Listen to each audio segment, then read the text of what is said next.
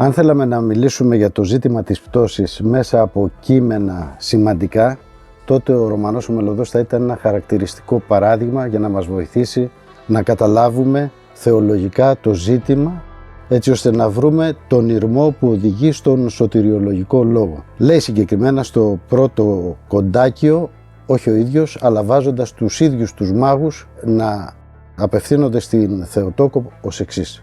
Είναι τα πάντα ματαιότης, ματαιοτήτων, αλλά δεν βρίσκεται κανείς ανάμεσά μας που να έχει αυτή την αντίληψη. Οι μεν παραπλανούν, οι δε παραπλανώνται.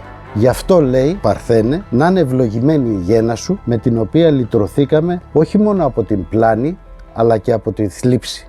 Είναι χαρακτηριστικό ότι αναφέρεται με τις λέξεις πλάνη και θλίψη για να δείξει ότι δεν είναι η πλάνη μόνο ένα ζήτημα, ένα πρόβλημα, αλλά και η θλίψη που προκαλεί το γεγονός ότι άλλοι μεν πλανώνται και άλλοι πλανούν.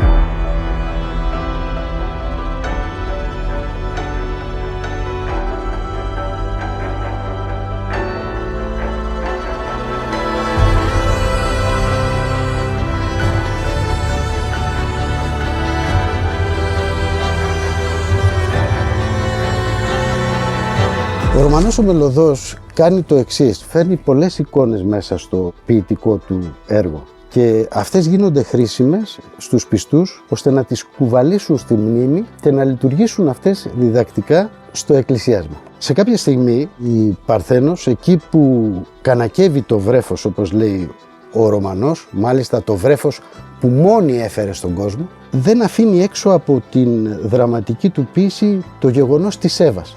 Παρουσιάζει την Εύα να αγωνιά για τη σωτηρία. Δηλαδή η Εύα δεν είναι χαμένη από την ιστορία της σωτηρίας. Χρησιμοποιεί, ας το πούμε, την εικόνα της αναμένουσας γυναίκας που αναμένει τι, ή καλύτερα ποιον. Είναι σε νάρκωση παρουσιαζόμενη η Εύα. Όχι όμως χαμένη. Φωνάζει δυνατά σε κάποια σκηνή και λέει: ποιος άφησε στα αυτιά μου να ηχήσει αυτό που ήλπιζα? Την Παρθένο που γεννά τη λύτρωση της κατάρας. Και μόνο η φωνή της με έλυσε από αυτά τα δεινά και το παιδί της έδεσε αυτόν που με τραυμάτισε. Είναι χαρακτηριστικό ότι αναφέρεται σε τραύμα. Η πτώση δεν βλέπετε με ενοχικούς, θα λέγαμε, όρους. Βλέπετε με θεραπευτική σημασία. Μιλάμε με όρους όπως τραύμα, ίαση. Δεν παρουσιάζεται ενοχικά το πρόσωπο της Εύας σε αυτή την εικόνα όπως την εκθέτει ο Ρωμανός ο Μελωδός. Δηλαδή πρόκειται για ένα πλήγμα που της έχει καταφέρει το δαιμονικό στοιχείο, δηλαδή ο διάβολος, ο οποίος τώρα όμως με τη γέννηση του Χριστού δέχεται ο ίδιος το πλήγμα που περιμένει η Εύα όλο αυτό τον καιρό. Σαν να του λέει του δαίμονα η Εύα, μία σου και μία μου.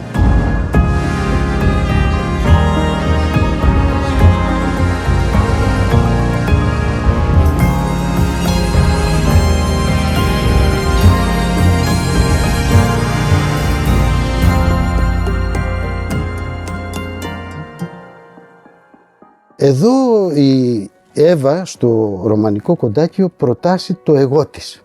Είναι ένα ταπεινόφρον, θα λέγαμε εγώ όμως. Είναι το εγώ της διαμέσου της Θεοτόκου που τώρα, επειδή είναι δικιά της, δηλαδή δικό της θα λέγαμε γέννημα στην ανθρωπότητα, γι' αυτό προτάσει η παλαιά Εύα το εγώ της και θα λέγαμε σε εισαγωγικά περηφανεύεται για το γέννημά της, δηλαδή την δεύτερη Εύα που είναι η Θεοτόκος. Και λέει χαρακτηριστικά σε ένα σημείο: εγώ που άφησα την πτώση να κυριαρχήσει στους ανθρώπους, τώρα τους ανορθώνω. Πρέπει να δει κανείς τη Θεοδόχο γυναίκα που γίνεται το καμάρι της πρώτης Εύας, η οποία έρχεται η γυναίκα αυτή να ζητήσει από τον Αδάμ να σηκωθεί από την άρκωση. Χρησιμοποιεί τη λέξη ισοθάνατος ύπνος ο Ρωμανός ο Μελωδός. Η Εύα λοιπόν παίρνει την πρωτοβουλία να σηκώσει τον Αδάμ από αυτό τον ισοθάνατο ύπνο και τον παρακινεί να πάνε και να δούνε το γεγονός κατάματα, δηλαδή να το αντιμετωπίσουν αισθητικά με τις αισθήσεις τους, με την όραση και την αφή, όλες τις αισθήσεις που αυτό το παράδοξο γεγονός προσφέρει στον άνθρωπο για να καθάρει τις αισθήσεις.